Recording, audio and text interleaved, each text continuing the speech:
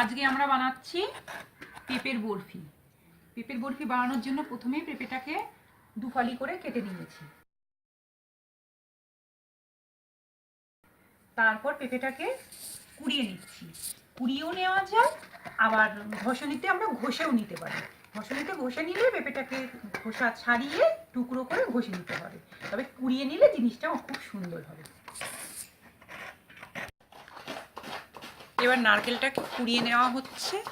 নারকেলটা কুড়িয়ে দেওয়া হবে পেঁপের মধ্যে।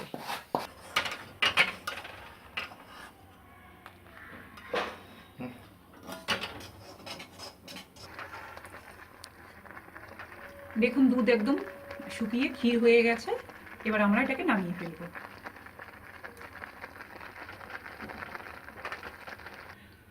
ওভেনে কড়াই বসিয়ে দিয়েছি। এবার কড়াইতে দিয়ে দেবো 1 টিস্পুন ঘি।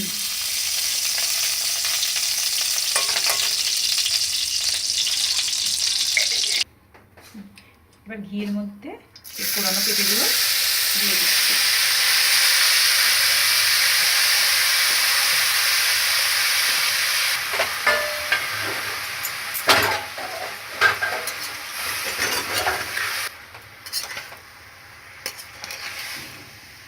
মিডিয়াম আছে পেঁপেগুলো ঘিয়ের মধ্যে ভেজে নেব। পেঁপেটা যেহেতু ঘিয়ে ভেজে নিয়েছি, তার জন্য পেঁপের গায়ের যে একটা কাঁচা গন্ধ থাকে সেই গন্ধটা মরে যাবে, গন্ধটা আর থাকবে না।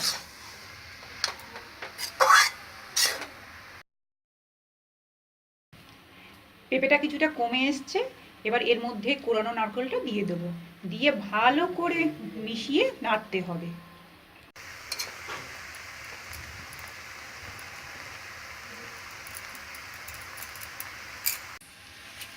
নারকেলটা মিশে গেছে।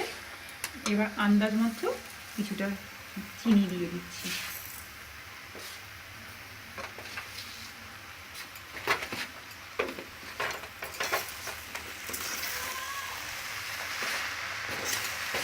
চিনিটাকে ভালোভাবে পুরো পেঁপেটার মধ্যে মিশিয়ে ফেলতে হবে।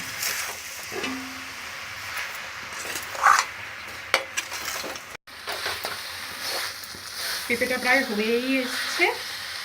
চিনি দেওয়ার পর গ্যাসের আঁচটা বাড়িয়ে অনর্গল নেড়ে যেতে হবে, নাহলে কড়াই লেগে যাবে। একদম শুকিয়ে গেছে, শুকনো পর্যন্ত নেড়ে যেতে হবে। এটা হয়ে গেছে কিনা আমরা বুঝবো কী করে? হাতে একটুখানি নিয়ে পাকটা হয়েছে কিনা দেখতে হবে। হয়ে গেছে পাক, একদম শুকিয়ে গেছে। হয়ে যখন যাবে পেঁপেটা, তখন এর মধ্যে খোয়া ক্ষীরটা দিয়ে দেবো।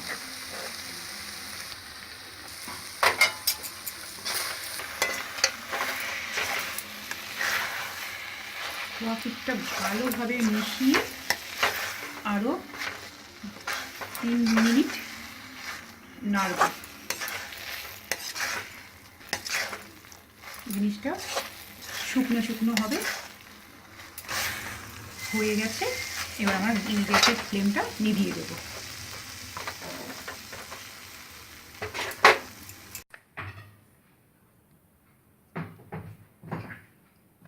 একটা প্লেটের মধ্যে নামিয়ে তার উপর কাজু কিশমিশ দিয়ে ডেকোরেশন করে দেওয়া হলো।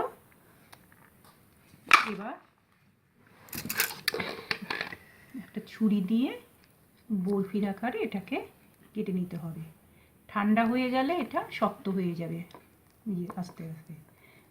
যারা পেঁপে একদম পছন্দ করেন না, তারা এই রেসিপিটা খেয়ে দেখবেন, অপূর্ব লাগে খেতে।